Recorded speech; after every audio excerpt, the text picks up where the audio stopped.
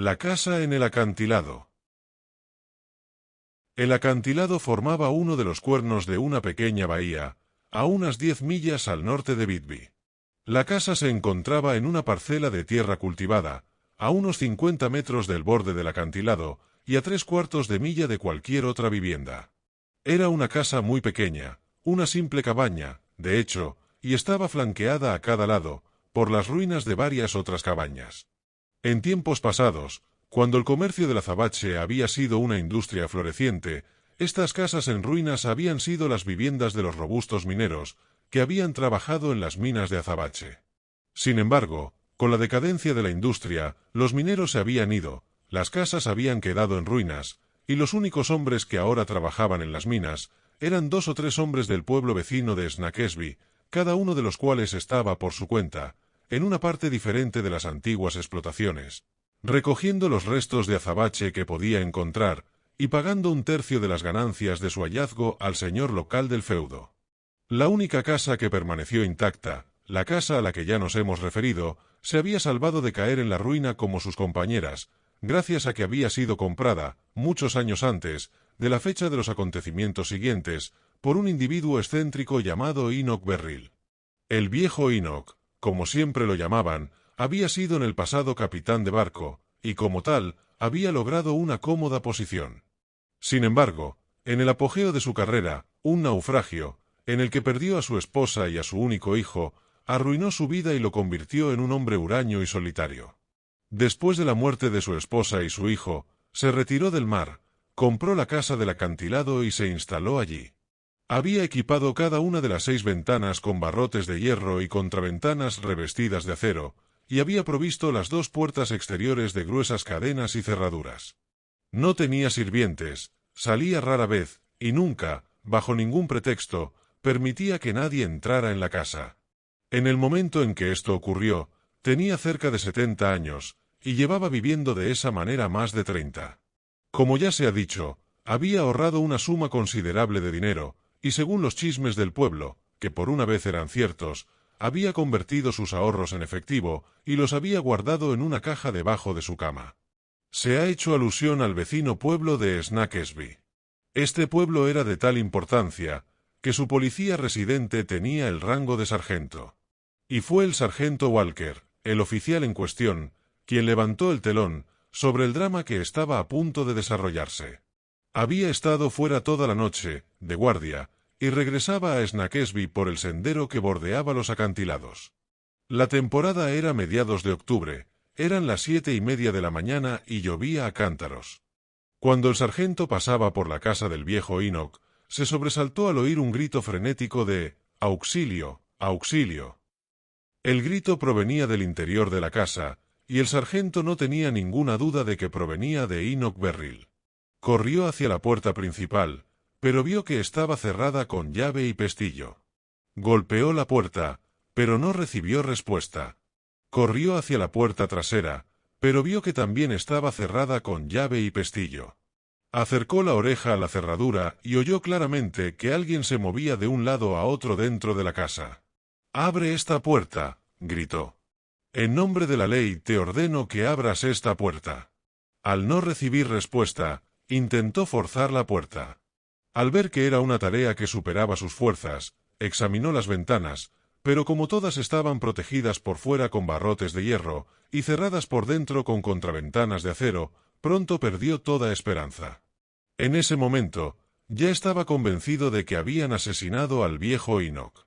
Si su teoría era correcta, se deducía, como era de esperar, que el asesino todavía se encontraba en la casa. Por lo tanto, si el sargento se marchaba y bajaba al pueblo a pedir ayuda para entrar en la casa, le daría al asesino la oportunidad de escapar. Sin embargo, no podía entrar en la casa sin ayuda. ¿Qué debía hacer entonces? Mientras se debatía esta cuestión, apareció en escena el rector de Snackesby, que se dirigía a visitar a un feligrés enfermo. El sargento le contó lo que había sucedido y lo que sospechaba. El rector corrió entonces de nuevo al pueblo, dejando al sargento a cargo de la vigilancia de la casa, y poco después regresó con el herrero del pueblo, armado con un mazo. Después de haber abierto a golpes la puerta principal, los tres hombres entraron en la casa silenciosa. Al pie de la escalera, descubrieron el cuerpo acurrucado e inconsciente de Enoch Beryl, vestido solo con su camisón y sangrando por una fea herida en la nuca. Al subir las escaleras, descubrieron que la caja en la que el anciano guardaba sus ahorros, era un cofre de marinero con tapas de latón, había sido sacada de debajo de su cama y abierta por la fuerza. A excepción de 1 o 2 monedas de plata y un rollo de billetes, su contenido había desaparecido. De esto quedó claro, que alguien había entrado en la casa, había aturdido al viejo Enoch y le había robado sus ahorros. Estaba igualmente claro que el ladrón había estado en la casa en el momento en que el sargento oyó el grito de socorro del viejo Enoch. Y sin embargo, aunque el sargento, el rector y el herrero registraron todas las habitaciones, no encontraron rastro alguno del ladrón. El sargento había estado vigilando la casa, desde el momento en que oyó el grito del anciano, hasta el momento en que él y sus compañeros entraron por la fuerza. Todas las puertas y ventanas estaban bien cerradas por dentro. Y sin embargo, el ladrón había escapado. Después de llamar al médico del pueblo y acostar al viejo Enoch, el rector, que era un antiguo compañero de universidad de Sexton Blake, regresó a la rectoría y le contó a su esposa todo lo que había sucedido. «Le hemos pedido muchas veces a Blake que venga a visitarnos», dijo, «pero nunca hemos conseguido convencerlo. Pero ahora no va a poder negarse». «¿Tú crees?», preguntó su esposa.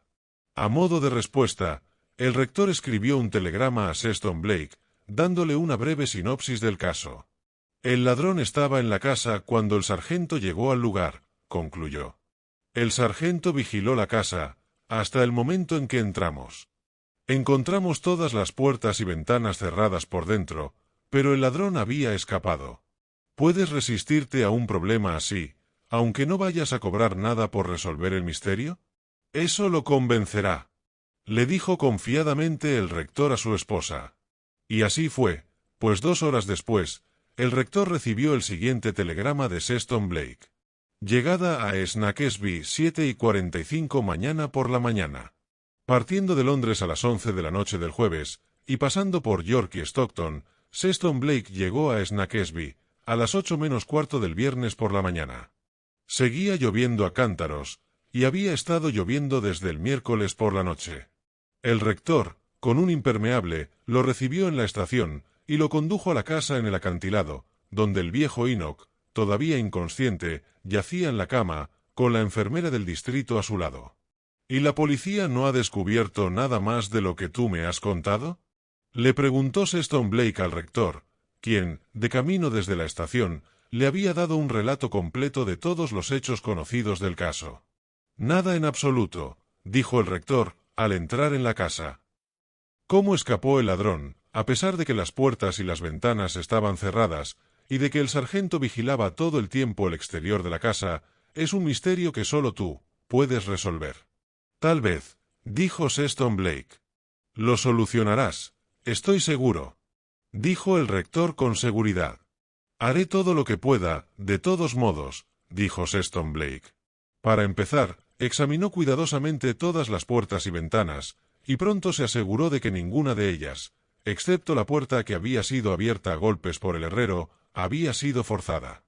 Luego examinó las distintas habitaciones de la casa, y luego llegó a la cocina, donde lo primero que le llamó la atención fue una trampilla de madera en el medio del piso. «¿A dónde conduce esto? ¿A un sótano?», preguntó. «No», dijo el rector. «Conduce a una cisterna de agua de lluvia. La mayoría de las casas de los alrededores tienen cisternas similares, porque esto no es una ciudad, ¿comprendes? Aquí no tenemos suministro de agua municipal, ¿sabes? El agua potable se obtiene de 1 o 2 pozos del distrito, pero para todos los demás fines, dependemos del agua de lluvia». Sexton Blake abrió la trampilla. Debajo de la cocina había un tanque cuadrado y profundo, al que una tubería conducía el agua de lluvia del techo de la casa. Como seguía lloviendo copiosamente, el agua se derramaba en la cisterna en un volumen considerable. Arrodillándose, el detective encendió una cerilla y miró a través de la trampilla abierta hacia el interior de la cisterna. Aunque había estado lloviendo a cántaros desde el miércoles por la noche, solo había unos 30 centímetros de agua en la cisterna. Eso le pareció un tanto curioso, y le pareció aún más curioso que las paredes de la cisterna estuvieran mojadas, hasta 10 o 12 pies por encima del nivel del agua. En las últimas 24 horas, esta cisterna estaba casi llena, murmuró para sí mismo. Ahora está casi vacía, aunque ha estado lloviendo todo el tiempo. ¿Por qué? Reflexionó durante un momento o dos. Luego, asaltado por una idea repentina, se volvió hacia el rector. Necesito una linterna y una cuerda, dijo. Una vez obtenida la linterna y la cuerda, el detective se quitó las botas y los calcetines, se arremangó los pantalones hasta las rodillas, luego bajó por la trampilla y estuvo un rato examinando el suelo del tanque. Creo que ahora estoy en el camino de la solución, dijo, cuando el rector lo ayudó a subir de nuevo a la cocina. ¿Cómo? ¿Por qué? ¿Qué quieres decir? Preguntó el rector desconcertado. En lugar de responder, Sexton Blake se puso los calcetines y las botas, y abrió el camino hasta el borde del acantilado, donde señaló una abertura en la cara de la roca, a medio camino entre la cumbre y la playa. ¿Qué es eso?, preguntó. La boca de una de las antiguas explotaciones de las minas, dijo el rector. Y desde esa abertura, dijo Sexton Blake, un pasaje tipo túnel, creo que el nombre técnico es deriva, conduce al corazón de este acantilado. Así es, dijo el rector. Entonces, creo que exploraremos esa deriva. Y sin más explicaciones, Sexton Blake tomó el camino por el estrecho sendero en zigzag, que iba desde la cima del acantilado hasta la desembocadura del montículo. ¿Cuál es tu teoría?, preguntó el rector, mientras él y Sexton Blake se sumergían en el ventisquero y avanzaban a tientas, a la luz de las linternas, por un pasaje rocoso subterráneo de 6 pies de alto y 4 de ancho. No lo adivinas, dijo el detective. Y sin embargo, viste esa cisterna de agua de lluvia, ¿no es así? Sí, la vi. ¿Y observaste que las paredes del tanque estaban mojadas casi hasta el borde? En efecto. Sin embargo, continuó Blake, solo había un pie de agua en la cisterna, a pesar de que ha estado lloviendo continuamente desde el miércoles por la noche. Eso es curioso, sin duda, dijo el rector. Y según tú, ¿eso a qué apunta? Eso indica que esa cisterna ha sido vaciada recientemente. Pero, ¿cómo y por quién? Sexton Blake se encogió de hombros. Piensa, amigo mío, dijo. Aparentemente, este banco de arena pasa por debajo de la casa del señor Berril. Supongamos que un hombre estuviera trabajando en este banco de arena, ayer en la mañana, haciendo volar la roca en busca de chorros de agua. Supongamos que, en el curso de sus operaciones de voladura, hiciera un agujero en el piso del tanque de agua de lluvia del señor Berril. ¿Qué sucedería? Toda el agua del tanque se derramaría y fluiría hacia este pozo, contestó el rector. Y cuando toda el agua se hubiera agotado, habría un agujero en el fondo del tanque, a través del cual el hombre podría entrar en la casa del señor Berril y luego escapar. ¿Crees que ocurrió así?, preguntó el rector. Sí, esa es mi hipótesis de lo que pasó, dijo Sexton Blake. Creo que alguien estaba trabajando en este terreno ayer por la mañana, y posiblemente por accidente, hizo un agujero en el fondo de la cisterna del señor Berril.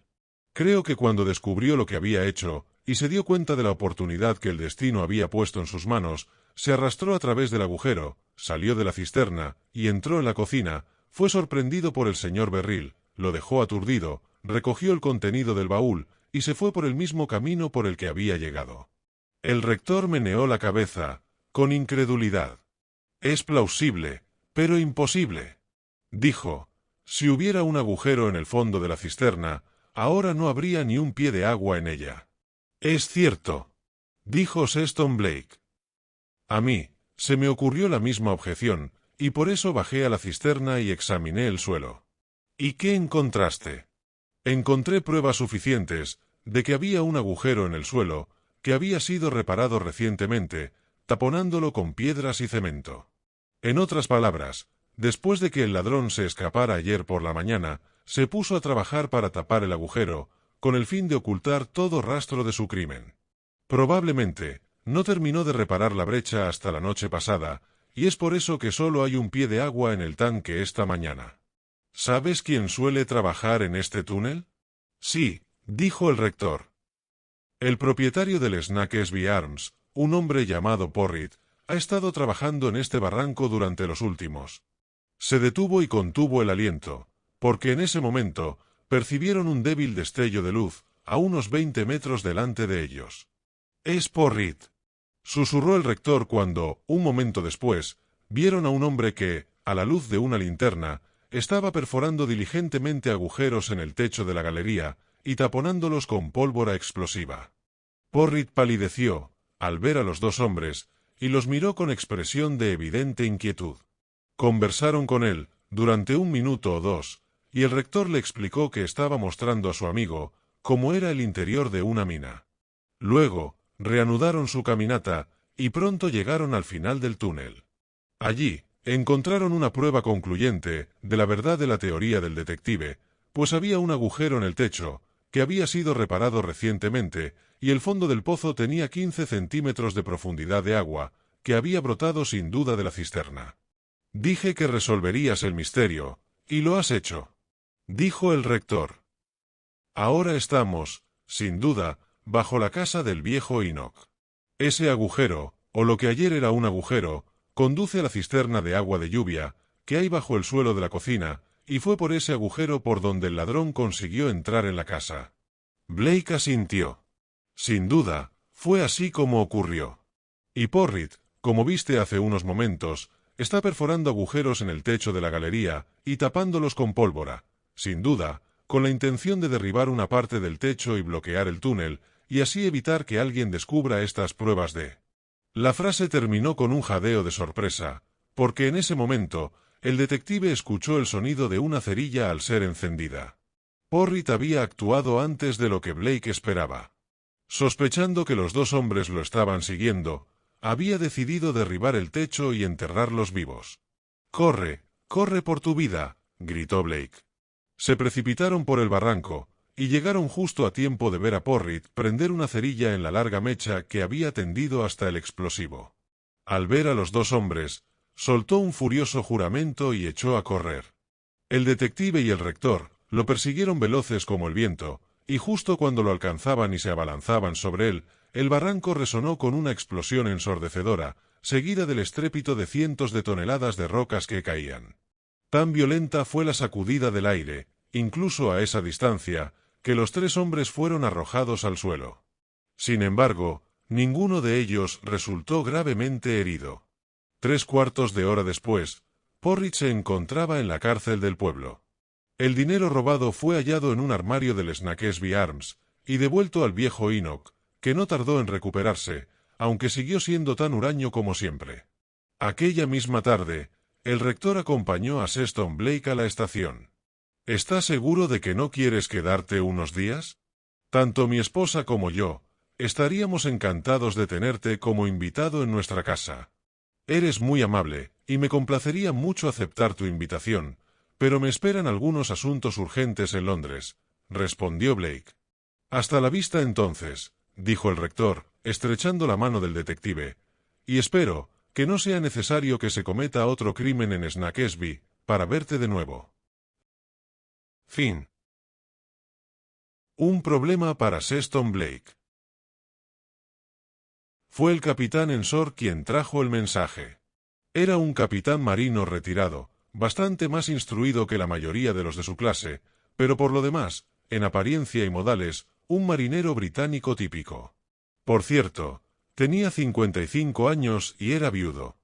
Llegó a las habitaciones de Sexton Blake alrededor de las 9:30 de la mañana. La señora Drury le agradecería mucho que viniera a su casa lo antes posible, dijo. Ella misma habría venido a buscarle, pero su marido está muy afectado por lo que ha sucedido, y no quiere dejarlo solo. No tienen sirvientes, ¿sabe? Y como soy su vecino más cercano, y supongo, su mejor amigo, me pidió que fuera a entregarle su mensaje. ¿Y quién es la señora Drury, por favor?, preguntó Sexton Blake. Es la esposa de Jonathan Drury, dijo el capitán Ensor. Él es tabernero jubilado, y vive en el número 15 de Doncaster Street, que, como probablemente sepa, sale de Pentonville Road. Yo vivo al lado de ellos.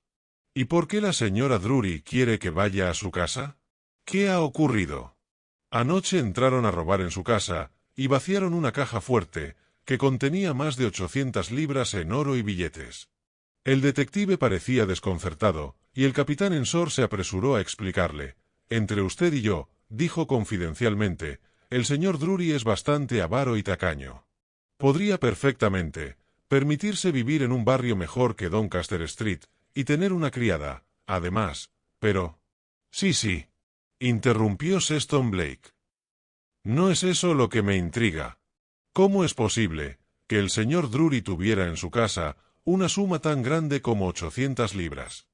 Vendió algunas casas de campo en Streatham la semana pasada. El hombre que las compró era un pequeño comerciante que no tenía cuenta bancaria y pagó el dinero de la compra, ayer por la tarde, en billetes y oro, sobre todo oro. El señor Drury, por supuesto, tiene una cuenta bancaria, pero el banco estaba cerrado cuando recibió el dinero, así que lo puso en la caja, con la intención de ingresarlo en el banco hoy. ¿Y dice que lo robaron anoche? ¿En qué circunstancias? En primer lugar, dijo el capitán Ensor, debo decirle que la señora Drury tiene una hermana casada, llamada Booth, que vive en Chislehurst, en Kent.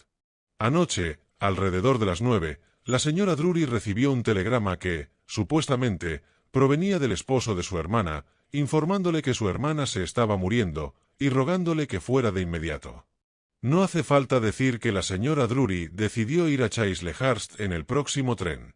Como la oficina de telégrafos de Chislehurst cierra a las 9 en punto, era demasiado tarde para telegrafiar que se dirigía de inmediato hacia allí.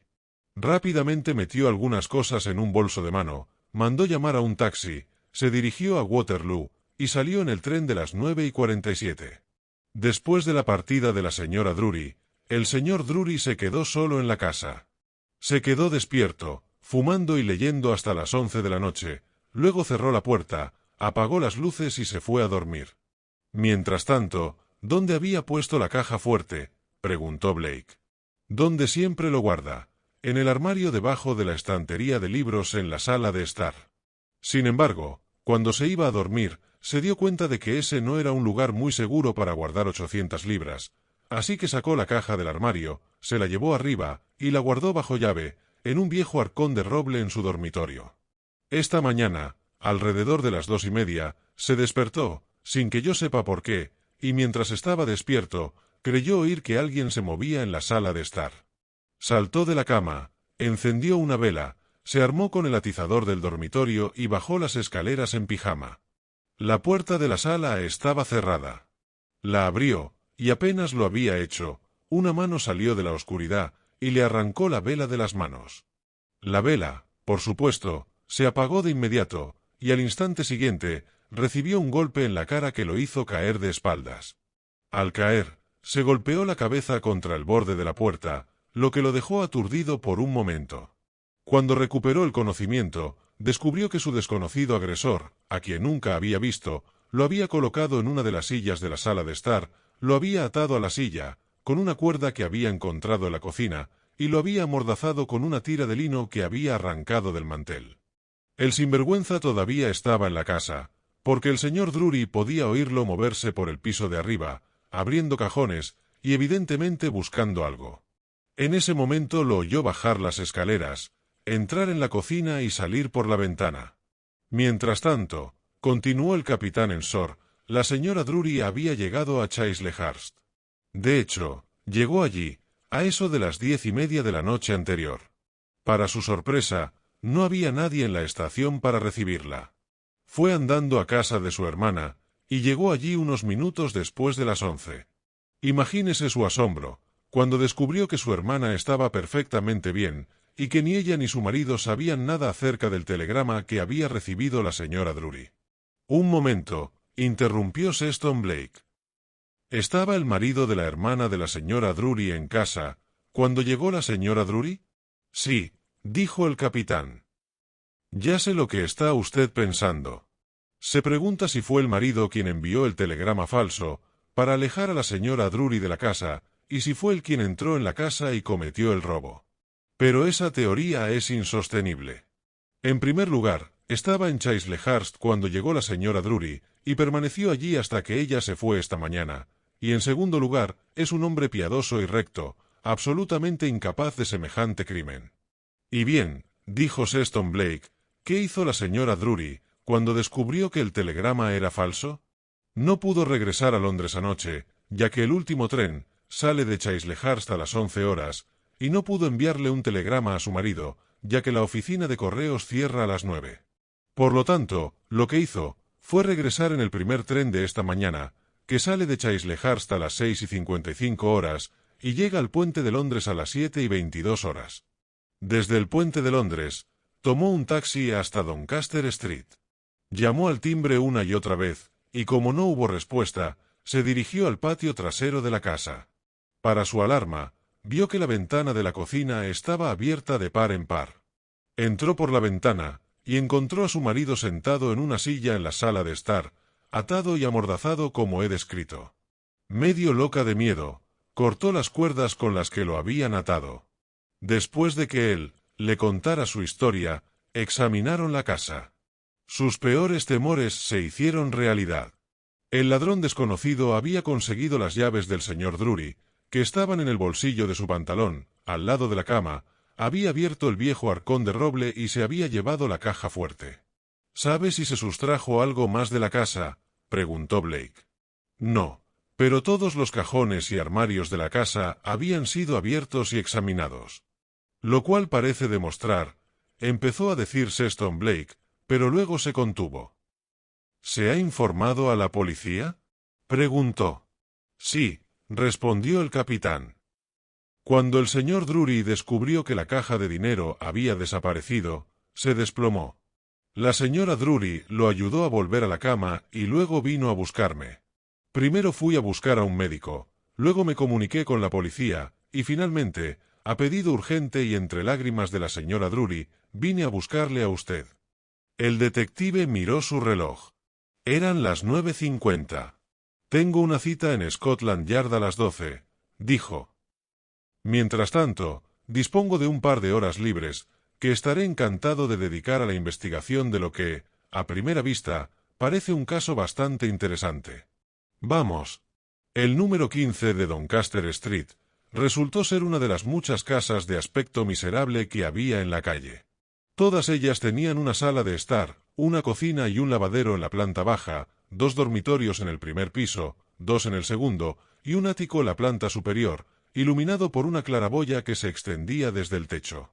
En la parte trasera de cada casa había un pequeño patio, cuya puerta de madera daba a Doncaster Lane.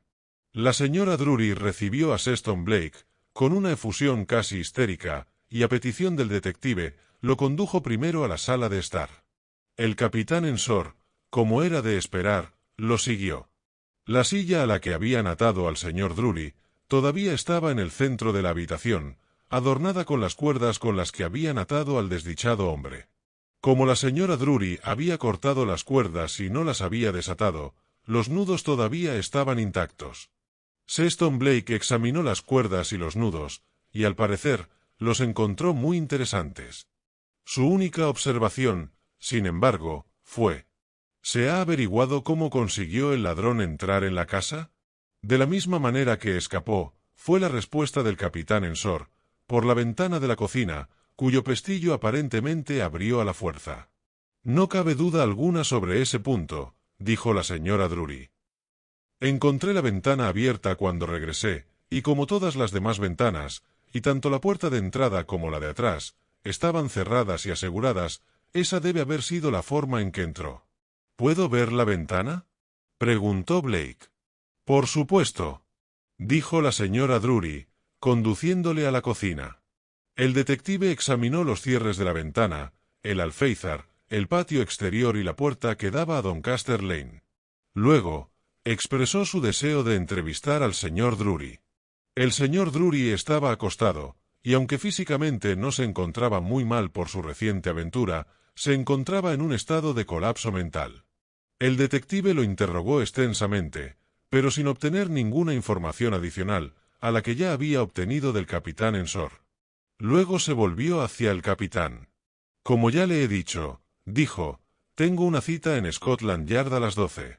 Ha sido usted tan bueno y generoso con su ayuda esta mañana, que me atrevo a pedirle que tenga la amabilidad de llevar una nota mía a Scotland Yard, explicando que estoy retenido por otro caso, y que es posible que llegue tarde a mi cita. ¿Le importaría hacerme ese favor? El capitán manifestó su disposición a aceptar el encargo, y después de que la señora Drury le hubiera proporcionado a Sexton Blake una hoja de papel y un sobre, el detective garabateó una breve nota, y se la entregó al capitán Ensor, quien acto seguido se marchó. Y ahora, dijo Sexton Blake, tan pronto como el capitán se fue, me gustaría ver el ático. Un tanto sorprendida por esta extraña petición, la señora Drury abrió el camino hacia el ático. El tragaluz estaba abierto, y sostenido por el mecanismo habitual, una barra de hierro perforada y una clavija de hierro en el interior del marco. ¿Sabe si este tragaluz estaba abierto anoche?, preguntó Blake, mientras arrastraba una silla hacia el centro de la habitación. Lo estaba, en efecto, dijo la señora Drury, nunca la cerramos, excepto cuando llueve. El detective se subió a la silla, abrió aún más la claraboya, y asomó la cabeza y los hombros. Examinó la superficie de las tejas del exterior, y se rió entre dientes. Tengo entendido que el capitán Ensor vive en la casa de al lado, dijo, retirando la cabeza y dirigiéndose a la señora Drury. ¿Estoy en lo cierto, al suponer que vive a la izquierda de esta? La señora Drury se lo confirmó. ¿Habrá alguien en la casa del señor Ensor en este momento? La señora Drury se sobresaltó.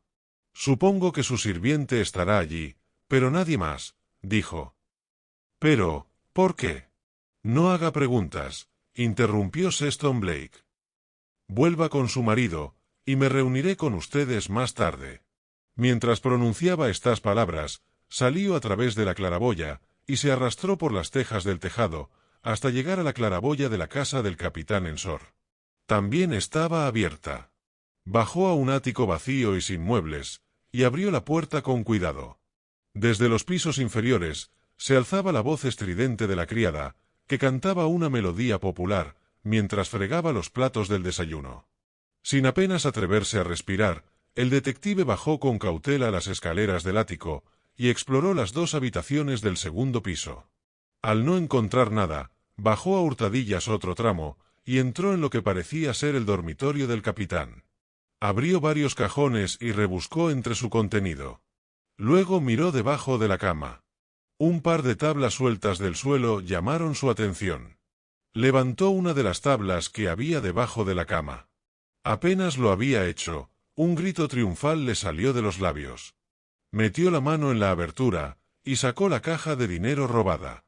No hay palabras para describir la mezcla de estupefacción y deleite del señor y la señora Drury, cuando Sexton Blake, después de volver a entrar en la casa, nuevamente a través de la claraboya, irrumpió en el dormitorio del señor Drury, llevando en sus manos la caja fuerte, que entregó de inmediato a su propietario.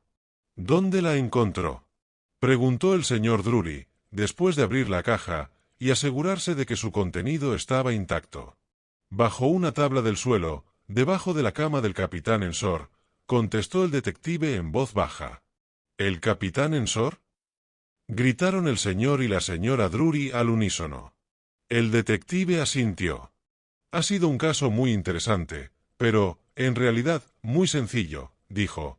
Cuando el capitán Ensor vino a buscarme esta mañana, y me contó lo que había pasado, especialmente cuando me dijo que no habían robado nada, excepto la caja fuerte, me di cuenta de inmediato de que el ladrón debía ser alguien que sabía que usted había recibido una gran suma de dinero ayer.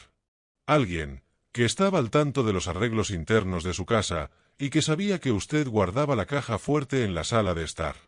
En aquel momento, continuó Blake, no sospeché del capitán Ensor, aunque me había dicho que vivía al lado de su casa y que era su mejor amigo. De hecho, no fue hasta que examiné las cuerdas con las que le habían atado que me di cuenta de la verdad. Esto es lo que descubrí. Le habían atado a usted con dos cuerdas, una de las cuales le rodeaba los brazos y el pecho, y la otra le inmovilizaba las piernas. Cada una de estas cuerdas estaba anudada de la siguiente manera. En primer lugar, se había formado un as de guía en el extremo de la cuerda. A continuación, la cuerda había sido atada al armazón de la silla por medio de un nudo de enrollamiento. Los brazos en un caso, y las piernas en el otro, habían sido asegurados por medio de 2 medios nudos. Finalmente, después de que la cuerda se había tensado, el extremo suelto había sido pasado a través del lazo del as de guía, y había sido asegurado con un nudo de escota. ¿Cuál fue la deducción obvia? Un nudo de amarre, un nudo de rodadura, un nudo de medio cabo y un nudo de escota. ¿Qué tipo de hombre podría hacer esos nudos? Evidentemente, el ladrón tenía que haber sido un marinero. En ese momento, empecé a sospechar del capitán Ensor. Examiné la ventana de la cocina y el patio exterior. No les aburriré con detalles, pero me resultó evidente que, aunque alguien había salido de la casa por ese lado, la entrada original no se había producido por ese medio. Ni la puerta del patio ni la ventana de la cocina habían sido forzadas desde fuera, sino que, simplemente, habían sido abiertas desde dentro. En otras palabras, el ladrón había salido de la casa, por la ventana de la cocina y la puerta del patio, pero había entrado por otro lado. Pero, ¿de qué otra manera? La señora Drury me había dicho que todas las demás ventanas y las 2 puertas estaban cerradas y aseguradas cuando regresó, pero no había mencionado el tragaluz. Me deshice del capitán Ensor, enviándolo con una nota a Scotland Yard, para poder subir y examinar el tragaluz a solas. Una rápida inspección de las placas me mostró que alguien había estado en el tejado anoche, o temprano esta mañana. Había una pista claramente marcada en las tejas, que conducía a la casa de la izquierda. Me enteré por la señora Drury, de que la casa de la izquierda era la casa del capitán Ensor. Decidido a confirmar mis sospechas, me arrastré por el tejado, hasta el tragaluz del capitán Ense, entré en su casa, exploré su dormitorio, y encontré la caja fuerte robada. Lo que ha ocurrido no admite ninguna duda, concluyó. El capitán Ensor sabía que usted tenía ese dinero en la casa, y sabía que, por regla general, guardaba su caja fuerte en el armario, que hay debajo de la estantería de la sala de estar. Ayer por la tarde fue a Chislehurst, y envió ese telegrama falso, para atraer a la señora Drury y alejarla de la casa. Es posible que esperara que ambos fueran a Chislehurst. Al regresar a Londres, esperó hasta las 2:30 de esta mañana, luego se arrastró hasta el tejado de su casa, a través del tragaluz del ático, entró en su casa y estaba en la sala de estar, buscando la caja fuerte, cuando usted llegó. Golpeó al señor Drury, para dejarle aturdido, le ató a la silla, y reanudó su búsqueda. Una vez que encontró la caja fuerte, se escapó por la ventana de la cocina, dejándola abierta para dar a entender que así había entrado en la casa. Esta mañana, confiado en que su astuto plan nunca sería descubierto, tuvo la audacia de ceder a la sugerencia de la señora Drury, de que me pidiera ayuda para investigar el robo. Admito que esa frialdad me genera admiración, pero, por supuesto. El detective se dirigió hacia la puerta. Necesito un policía aquí, dijo, para recibir al capitán Ensor cuando regrese. El resto puede resumirse en una sola frase. Cuando el capitán Ensor regresó, media hora más tarde, fue detenido de inmediato, y posteriormente, en una confesión escrita, confirmó la teoría del detective en todos sus detalles. Fin. Gracias por ver este vídeo. Por favor, no olvides suscribirte, dar a me gusta, compartirlo y dejar un comentario. Si te ha gustado este relato, puedes encontrar más audiolibros en nuestro canal, Homo Lector.